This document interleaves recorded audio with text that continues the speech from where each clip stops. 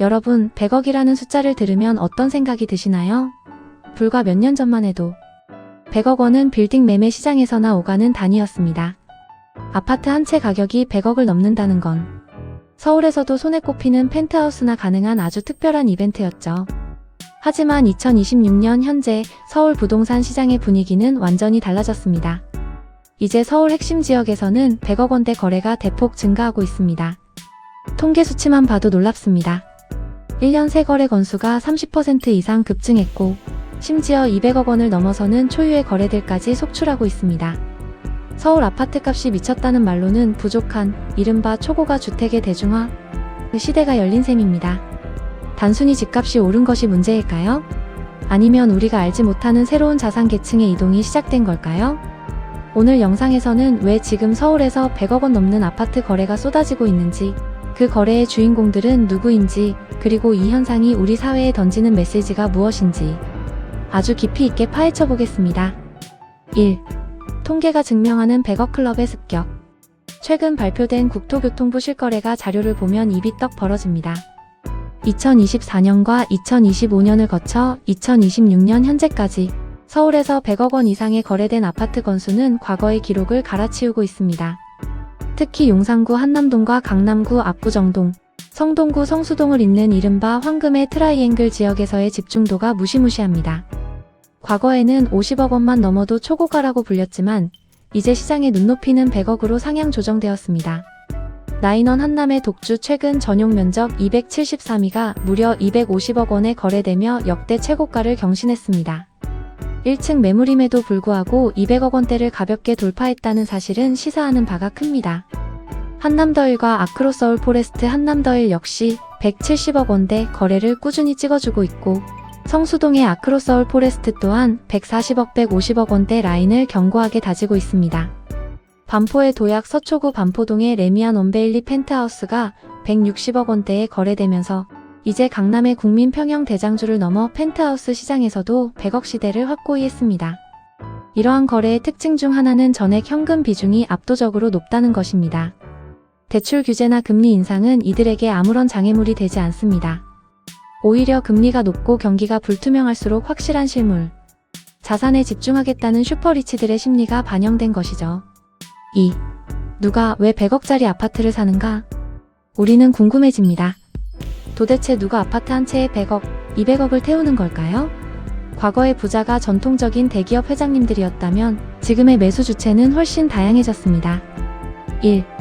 IT 플랫폼 자산가, 영리치 코인 투자 성공자, 스타트업 엑시트 에그짓 창업자, 고액 연봉의 플랫폼 개발자 등이 이 시장의 새로운 큰손으로 등장했습니다. 이들은 프라이버시가 완벽히 보장되면서도 커뮤니티 시설이 호텔급인 최신식 고급 단지를 선호합니다. 2. 연예인 및 고소득 인플루언서. 이제 톱스타들에게 한남동이나 성수동의 100억대 아파트는 일종의 성공의 훈장이자 안전한 자산 도피처가 되었습니다. 3. 대물림되는 부의 이전 증여와 상속을 통해 일찌감치 자본력을 갖춘 3040. 세대가 부모의 도움과 본인의 자산을 합쳐 똘똘한 한 채의 끝판왕을 선점하려는 움직임도 강합니다. 이들이 100억을 지불하는 이유는 명확합니다. 희소성 때문입니다. 서울 하늘 아래 내가 원하는 입지에 내가 원하는 커뮤니티와 보안을 갖춘 집은 공급이 한정되어 있습니다.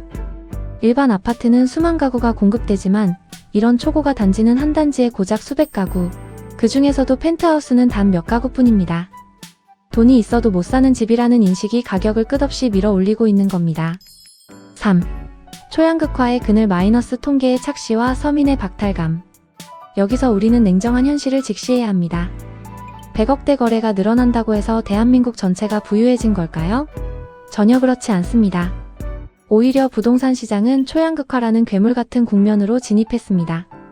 평균의 함정을 조심해야 합니다. 강남과 용산의 초고가 단지들이 신고가를 찍으며 전체 통계치를 끌어올릴 때 외곽 지역이나 지방의 아파트들은 여전히 거래 절벽과 하락세에 신음하고 있습니다. 통계상으로는 서울 집값이 상승하는 것처럼 보이지만 내 집을 가진 서민들이 느끼는 온도는 차갑기만 합니다. 전문가들은 이를 주거의 계급화라고 표현합니다.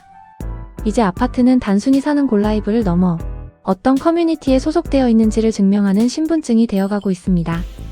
100억 원대 거래가 빈번해질수록 중산층이 느끼는 박탈감은 커질 수밖에 없고, 이는 사회적 갈등의 씨앗이 되기도 합니다. 또한 이러한 초고가 거래는 주변 시세를 자극하는 매기 역할을 합니다. 100억짜리 펜트하우스가 나오면 그 아래 평형이 50억이 되고 옆 단지 일반 아파트가 30억이 되는 연쇄 상승 효과를 불러일으킵니다. 결국 똘똘한 한 채를 향한 질주는 전체 주거 비용을 상향 평준화시키는 부작용을 낳고 있습니다. 100억 시대, 우리는 무엇을 보아야 하는가?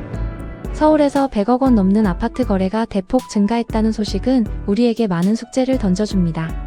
자본주의 사회에서 자산의 가치가 오르는 것은 막을 수 없는 흐름이지만 그 속도가 일반적인 근로소득의 가치를 아득히 추월했다는 점은 부정할 수 없는 사실입니다.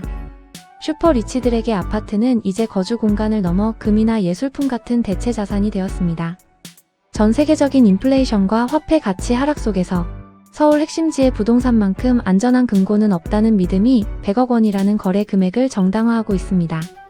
하지만 우리가 잊지 말아야 할 것은 부동산 시장의 건강함은 일부 초고가 단지의 신고가가 아니라 대다수 시민이 예측 가능한 주거 사다리를 타고 올라갈 수 있느냐에 달려 있다는 점입니다.